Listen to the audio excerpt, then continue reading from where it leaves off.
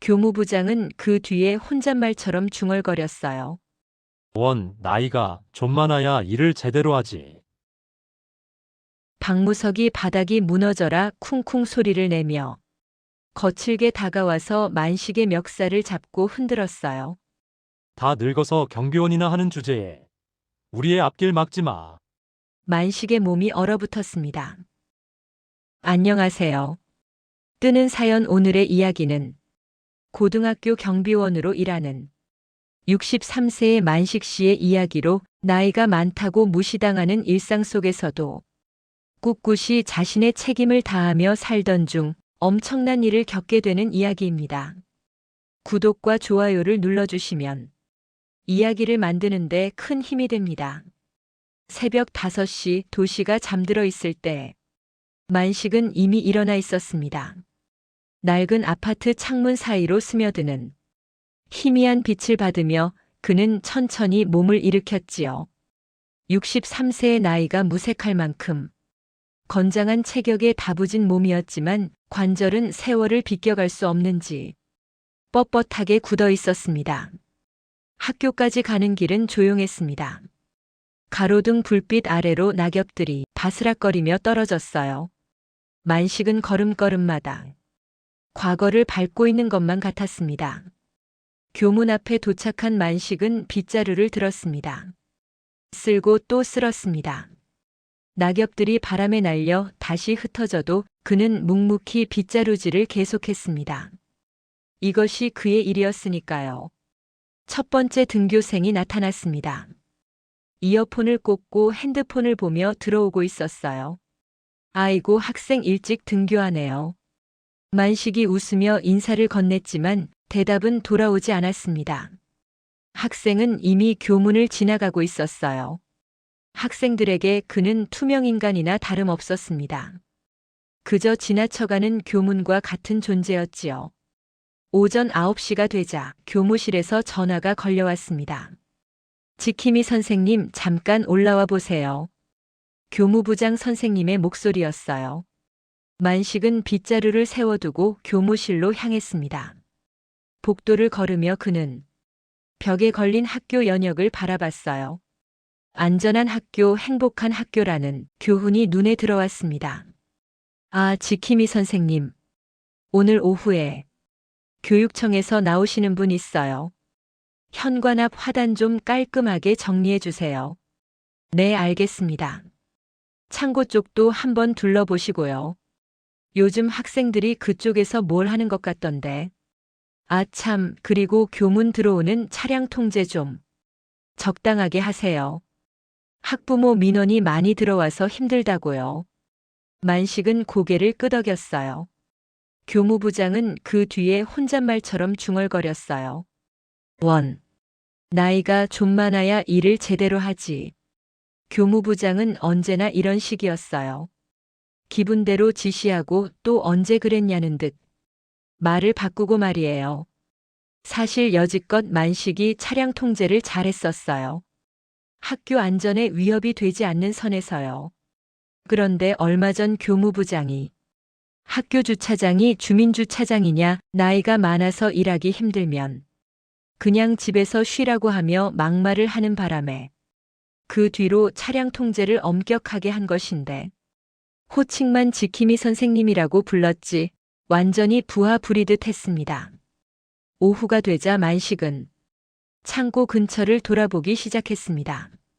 학교 뒤편 체육관과 본관 사이에 위치한 낡은 창고였어요. 페인트가 벗겨진 철문과 녹슨 자물쇠가 세월의 무게를 말해주고 있었습니다. 창고 주변을 걸으며 만식은 무언가 이상한 기운을 느꼈어요. 공기 중에 섞인 낯선 냄새, 바닥에 떨어진 담배꽁초들, 그리고 창고 벽면에 새겨진 낙서들. 이곳에서 무슨 일인가 일어나고 있었습니다. 해질녘 학생들이 모두 떠나간 후 만식은 교문 앞에서 마지막 청소를 했어요. 석양이 교정을 붉게 물들였습니다. 그 빛 속에서 만식은 잠시 과거를 떠올렸지요. 나는 사람을 지키던 사람이었다. 소방관 시절의 기억이 스쳐 지나갔습니다. 화염 속으로 뛰어들던 그 시절, 사람들을 구해내던 그때의 자신. 하지만 지금의 그는 단순히 교문을 지키는 경비원일 뿐이었어요. 아무도 그의 과거를 알지 못했습니다. 다음 날 오후 만식은 창고 근처에서 수상한 움직임을 포착했습니다. 3명의 남학생이 창고 뒤편으로 사라지는 것을 봤어요. 그들의 움직임은 조심스러웠고 주변을 계속 살피고 있었습니다. 만식은 멀리서 지켜봤어요. 창고 뒤편에서 희미한 연기가 피어오르기 시작했습니다. 담배 연기였지요. 학생들의 낮은 웃음소리가 바람에 실려 들려왔어요. 야, 이거 진짜 독하다. 조심해, 선생님들 순찰 돈다고.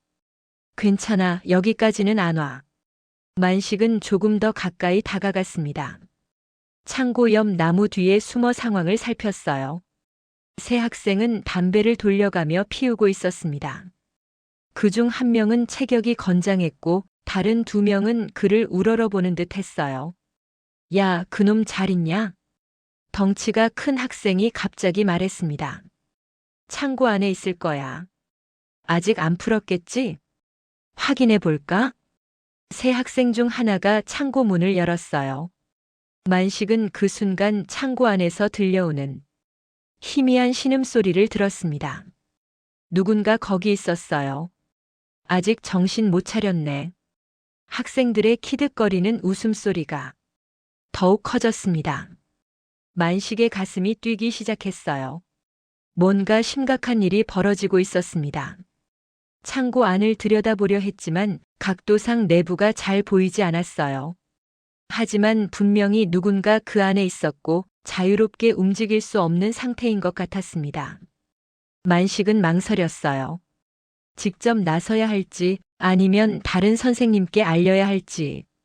하지만 학생들의 폭력을 목격한다면 즉시 개입해야 한다는 것을 알고 있었습니다. 그때였어요. 갑자기 강한 바람이 창고 쪽으로 불어왔어요. 학생 중 하나가 담배를 바닥에 떨어뜨렸습니다. 아, 이씨. 빨리 꺼. 하지만 이미 늦었어요. 담배는 창고 근처에 쌓여 있던 마른 잎사귀들 사이로 굴러들어갔습니다. 바람이 불씨를 키웠어요. 야, 불 붙었어. 학생들이 당황하기 시작했습니다. 작은 불씨가 낙엽들을 타고 번져나갔어요. 처음엔 작았지만 바람을 타고 점점 커져갔습니다. 어떻게? 끄자. 발로 밟아. 하지만 낙엽에 붙은 불길은 순식간에 커져버린 상태였어요. 학생들이 발로 밟아 끄기에는 역부족이었습니다. 만식은 더 이상 망설일 수 없었어요. 그는 나무 뒤에서 뛰쳐나왔습니다. 학생들, 얼른 나와. 위험해. 만식의 목소리가 창고 근처에 울려 퍼졌습니다. 3 학생은 깜짝 놀라며 그를 바라봤어요. 불은 이미 창고 벽면을 타고 올라가고 있었습니다. 창고 안에 누가 있지? 아무도 없어요. 학생이 거짓말을 했습니다. 하지만 만식은 확신했어요. 창고 안에서 나오는 소리를 분명히 들었거든요. 불길이 점점 번져가고 있었습니다. 만식은 휴대폰을 꺼내 119에 신고를 했어요. 화재 신고합니다. 영둥고등학교 창고에 불이 났어요.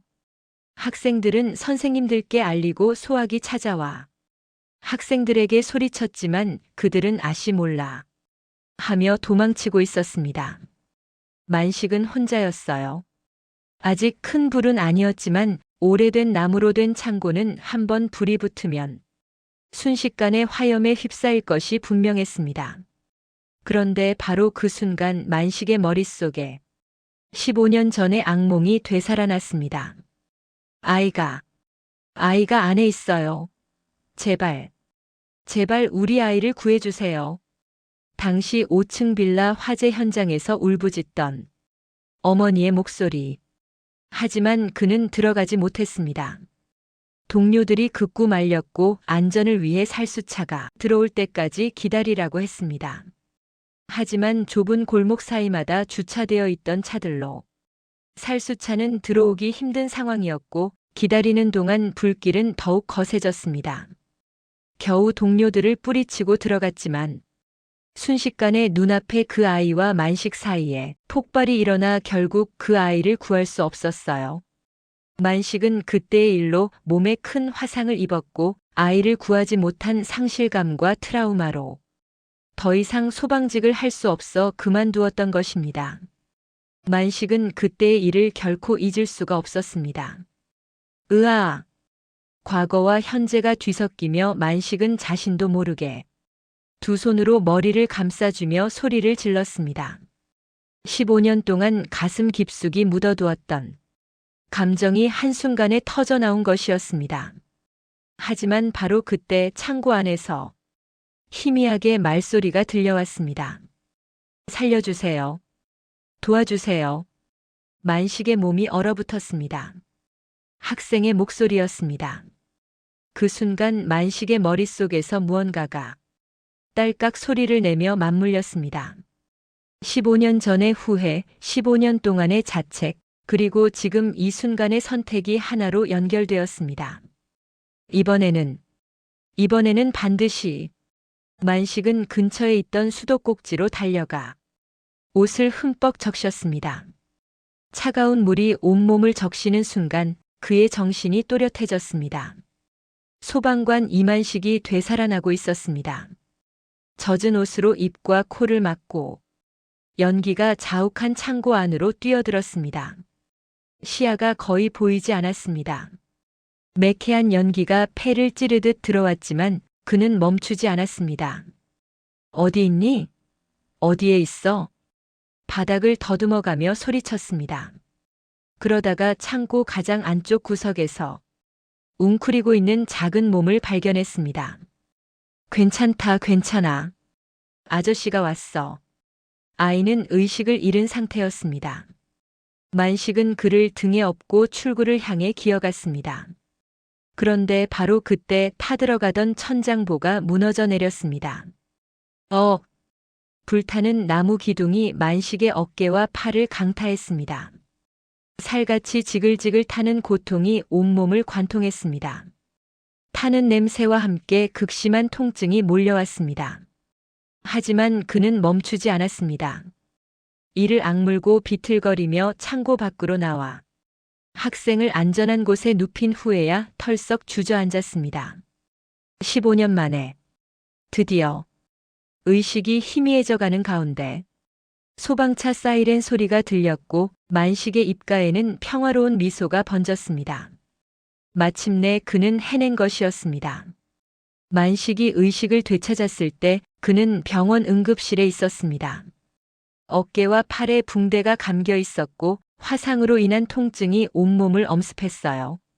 아, 선생님 정신이 드셨네요. 간호사가 다가왔습니다. 학생은 괜찮나요? 네, 너무 걱정 마세요. 외상은 심하지 않고 연기 흡입으로 인해 치료 중이에요. 만식은 안도의 한숨을 쉬었어요. 다행히 아이를 구했습니다. 그날 저녁 병원으로 딸 세정이 찾아왔습니다. 아버지, 얼마나 다치신 거예요? 괜찮으세요? 괜찮다. 별일 아니야. 세정은 만식의 붕대 감긴 팔을 걱정스럽게 바라봤어요. 아버지, 어떤 일이 있었던 거예요? 만식은 세정에게 모든 상황을 설명했습니다. 학생들의 괴롭힘, 불법 흡연, 화재로 아이를 구한 것까지. 일주일 후 만식은 퇴원했어요. 완전히 회복하려면 시간이 더 필요했지만 자신이 병원에 있는 동안 화재에 대한 특별한 조사가 없는 것이 의아하고 걱정이 되어 퇴원을 서둘렀어요. 하지만 학교로 돌아간 만식을 맞이한 것은 어색한 침묵이었습니다. 교무실에서 교장 선생님이 만식을 불렀습니다. 지킴이 선생님 고생 많이 하셨어요. 학생을 구해주셔서 감사합니다. 당연한 일을 했을 뿐입니다. 그런데 말입니다. 교장의 표정이 어두워졌어요. 이 일이 너무 크게 알려지면 학교 이미지에 좋지 않을 것 같습니다. 학교 내에서 화재가 난 것도 모자라서 학생이 다치기까지. 조용히 처리하면 안 될까요? 만식은 믿을 수 없었습니다. 교장 선생님, 이번 화재로 다친 학생은 담배 피우다 불을 낸 학생들이 괴롭혀서 창고에 갇혀 있었어요. 그건 확실하지 않지 않습니까? 직접 보신 것도 아니고. 교장은 사건을 축소하려 했습니다. 만식은 분노가 치밀었어요. 만식은 피해 학생을 찾아갔습니다. 2학년 김준호라는 학생이었어요. 하지만 준호는 만식을 피했습니다. 저는 아무것도 기억 안 나요. 준호야, 내가 창고에 묶여 있었던 거. 내가 봤어. 누가 그랬는지 말해야지. 정말 기억 안 나요. 그냥 창고에서 놀다가 연기 때문에 정신을 잃었을 뿐이에요. 준호의 얼굴에는 두려움이 가득했습니다. 누군가 그의 입을 다물게 했을 거예요. 일주일 후 화재를 일으킨 학생들의 신원이 드러났습니다. 3학년 방택성, 2학년 허우진, 장혁태였어요. 이들의 학부모들이 학교에 몰려왔습니다. 특히 방택성의 아버지 박무석은 한울체대 지도 감독으로 학교 체육계에서 어느 정도 영향력을 가진 인물이었어요. 그는 학교에 와서 큰 소리를 쳤습니다. 우리 택성이가 뭘 잘못했다는 거야? 그냥 어쩌다 담배 한 대 주워서 들고 있었던 거 가지고 이런 난리를 피우나? 교장실에서 벌어진 학부모 면담에서 박무석의 목소리가 복도까지 들렸어요. 창고에 불이 난 것도 고의가 아니잖아. 바람이 세게 불어서 그런 거지. 다른 학부모들도 가세했습니다. 우리 애들이 무슨 큰 죄를 지었다고 이렇게 난리를 떠나요? 요즘 아이들 어디서 담배 한 대 안 펴봐요? 이런 걸로 징계를 주면 학교에 남을 아이가 몇이나 되겠어요? 만식은 복도에서 이 대화를 들었습니다. 그들은 자신들의 아이가 다른 학생을 괴롭히고 위험에 빠뜨렸다는 사실에 대해서는 전혀 관심이 없었습니다. 잠깐만요. 만식이 교무실로 들어갔습니다. 학부모님들, 저는 그 화재 현장에 있었던 경비원입니다. 박무석이 만식을 위아래로 훑어봤어요. 아, 당신이 그 경비원이군. 학교 관리도 제대로 못해요? 불이 안 나게. 말이야. 학교를 잘 정리해두고. 그래야지. 그의 말투에는 상식과 예의는 한 톨만큼도 찾아볼 수가 없었습니다. 학부모님들께서는 혹시 자녀분들이 한 아이를 괴롭혔다는 사실을 아세요? 뭐? 괴롭혔다고? 박무석의 목소리가 높아졌어요. 우리 택성이가 언제 누굴 괴롭혔어? 증거나 있어? 저는 직접 봤습니다. 준호 학생이 창고에 묶여 있는 것을. 묶여 있다고? 그건 당신 착각 아니야? 어디서 말도 안 되는 소설을 쓰고 있어. 박무석은 만식의 말을 믿으려 하지 않았어요. 다 늙어서 경비원이나 하는 주제에 우리의 앞길 막지 마. 그 말이 만식의 가슴을 후벼 팠습니다. 하지만 만식은 참았어요. 저는 거짓말하지 않습니다. 준호 학생은 분명히 박무석이 바닥이 무너져라 쿵쿵 소리를 내며 거칠게 다가와서 만식의 멱살을 잡고 흔들었어요. 야, 지금 어디서 사기를 치는 거야? 당신 말을 누가 믿어? 다른 학부모들도 얼굴이 불그락푸르락해서는 삿대질을 해대며 흥분한 상태였어요.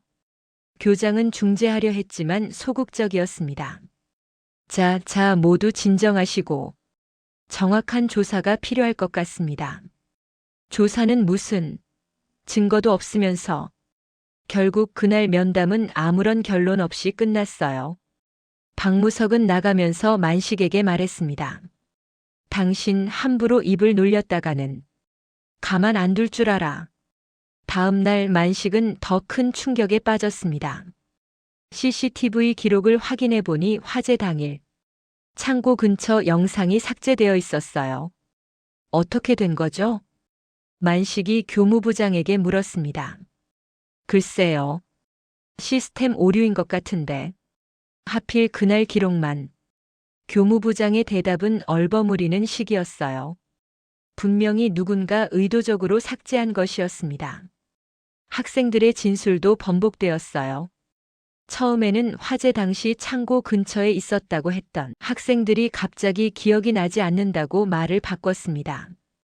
전 그날 도서관에 있었어요. 저도 교실에서 숙제하고 있었는데 목격자들이 하나둘씩 사라져갔어요. 학교 전체가 이 사건을 덮으려는 분위기였습니다. 가장 충격적인 것은 피해자인 준호의 태도였어요.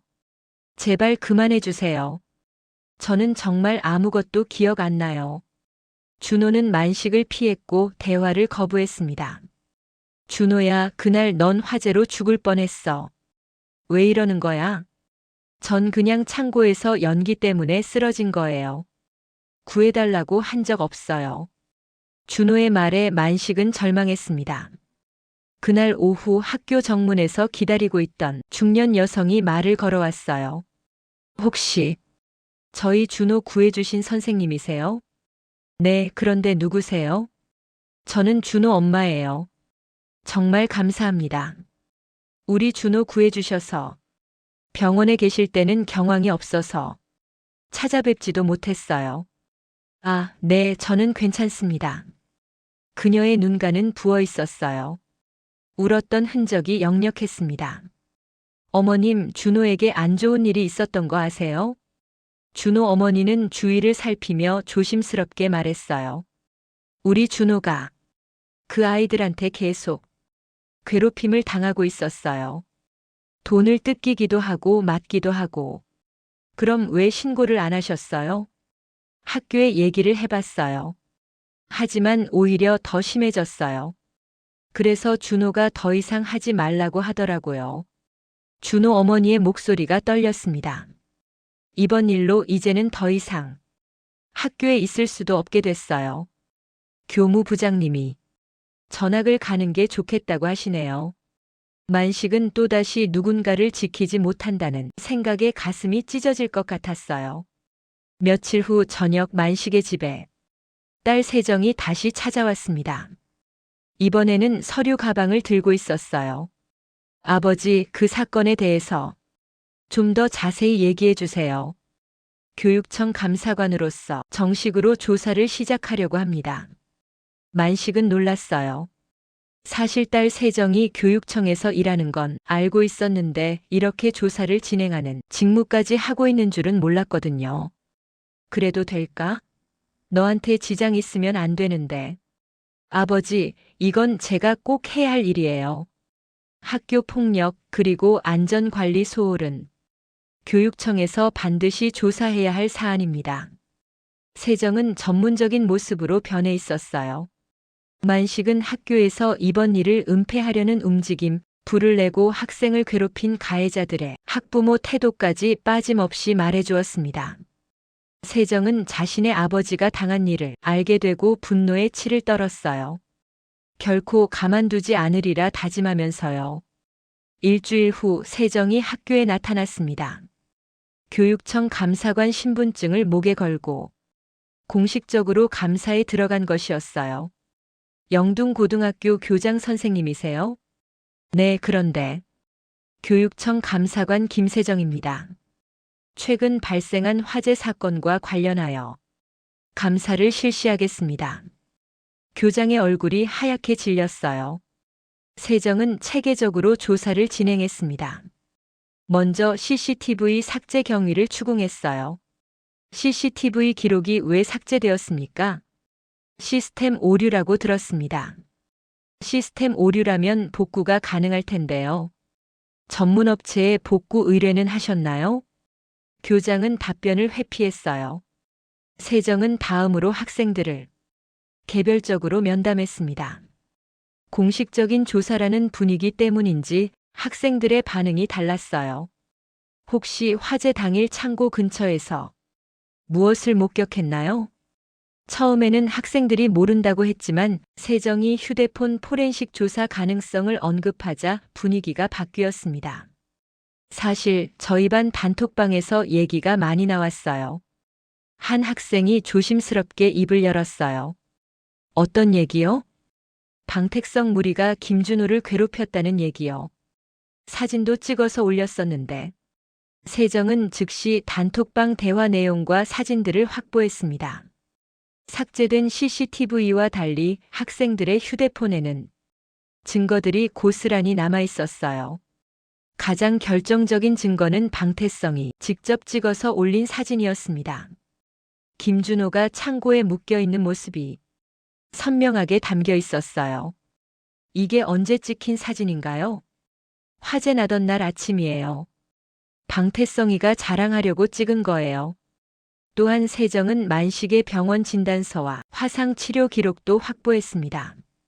의사의 초진 차트에는 타인을 구조하는 과정에서 입은 화상으로 추정됨이라고 명시되어 있었어요. 세정은 철저했습니다. 며칠 후 세정은 박무석을 교육청으로 불렀어요. 미리 녹음기를 켜둔 조용한 상담실로 데려갔습니다. 세정은 감정을 억누르고 최대한 차분하게 얘기했어요. 와주셔서 감사합니다. 오늘 모신 것은 다름이 아니라 학교 화재 사건을 조사하던 중 귀하의 자녀가 학교 폭력까지 주도했다는 사실을 알게 되어 면담을 신청드린 것입니다. 휴대폰에서 확보한 증거 자료입니다. 귀하의 자녀가 김준호 학생을 지속적으로 괴롭혔다는 정황이 너무 확실해서요. 사진 속 김준호의 모습은 참혹했어요. 손발이 묶인 채 공포에 질린 표정을 하고 있었습니다. 아, 이건 장난으로 한 거겠지. 장난이요? 타인을 감금하고 폭행하는 것이 장난입니까? 세정의 목소리는 차갑고 단호했습니다. 그리고 화재 당시 흡연 중이었고 불이 난 것을 알고도 현장에서 도주한 것, CCTV 삭제에 개입한 정황까지 모두 확인되었습니다. 또한 학교에서 귀하가 멱살을 잡으신 분은 바로 제 아버지이십니다. 박무석의 미간이 깊게 찌푸려졌어요. 세정은 마지막 카드를 꺼냈습니다. 이 사건은 단순한 학교 폭력이 아닙니다. 감금, 실화, 증거인멸, 증인 협박, 폭행까지 형사고발 대상입니다. 뭐라고? 네가 경찰이야? 판사야? 뭐야? 별것도 아닌 게 어디서 까불어? 야, 너 지금 나 가지고 놀고 있는 거지? 내가 누군지 알아? 너희 같은 건 쥐도 새도 모르게 없앨 수 있다고 협박하시는 거예요? 협박? 아니지, 이건 약속이야. 너희 아버지 경비원 일 못하게 만들어버릴 거야. 그리고 너도 교육청에서 쫓겨나게 해줄 테니까 각오해. 바로 그때 상담실 문이 열렸습니다. 경찰입니다.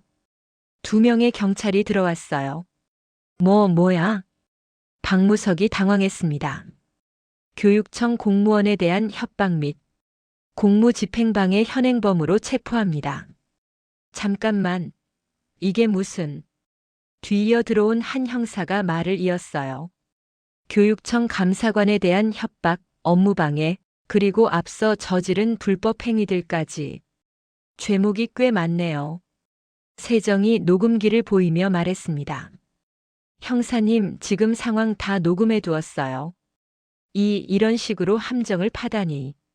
녹음은 민원인을 대할 때 항상 제가 하는 행동일 뿐입니다. 당신 스스로 증거를 만들어준 거예요. 마침내 공개 설명회가 열렸습니다. 학교 강당에 학부모들과 교사들, 그리고 지역 언론까지 모였어요. 만식도 초청받아 참석했습니다. 교장이 먼저 사과했어요. 이번 사건에 대해 학교 측의 부적절한 대응이 있었음을 인정하고 사과드립니다.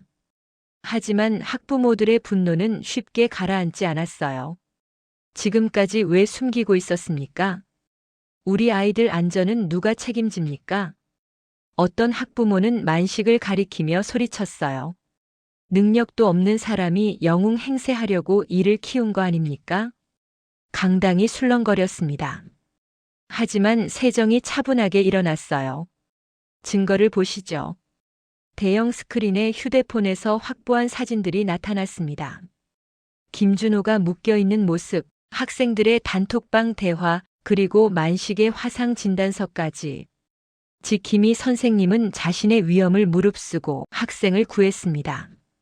여러분의 학교를 지키고 있는 이분은 전직 소방관이셨습니다. 언제나 학교와 학생을 안전하게 지켜오신 분입니다.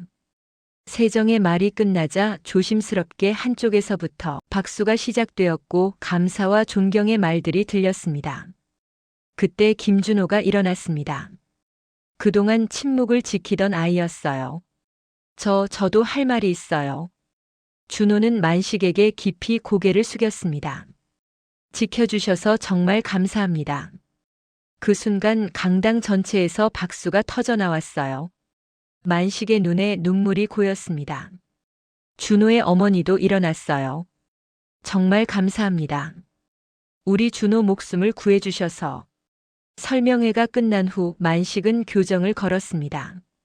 석양이 지는 교문 앞에 섰어요. 15년 전 그 화재 현장에서 구하지 못했던 아이에 대한 죄책감의 무게가 조금은 덜어지는 것 같았어요. 나는 사람을 지키는 사람이었고 지금도 그래. 만식은 혼자 중얼거렸어요. 다음 날 아침 만식이 교문 앞에서 청소를 하고 있을 때였습니다. 등교하는 학생들이 하나둘씩 그에게 인사를 건넸어요. 어떤 학생들은 경례하듯 정중하게 인사를 했고 어떤 학생들은 환하게 웃으며 손을 흔들었어요.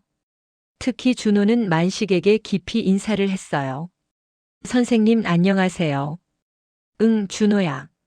오늘도 좋은 하루 보내. 만식에게 교문 앞은 더 이상 쓸쓸한 곳이 아니었습니다. 오후 만식이 창고 근처를 지나갈 때였어요.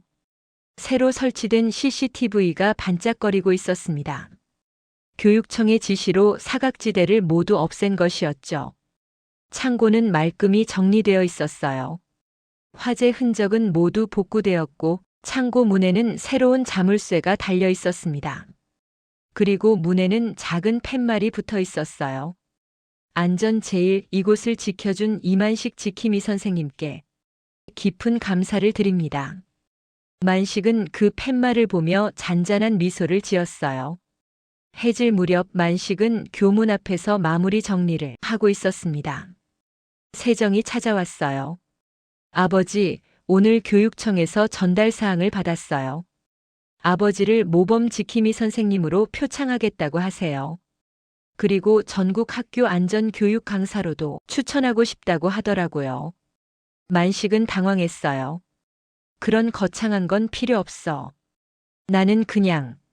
아버지는 정말 멋있는 분이에요. 저도 아버지가 자랑스러워요. 세정의 말에 만식의 가슴이 뭉클해졌어요. 고맙다, 세정아.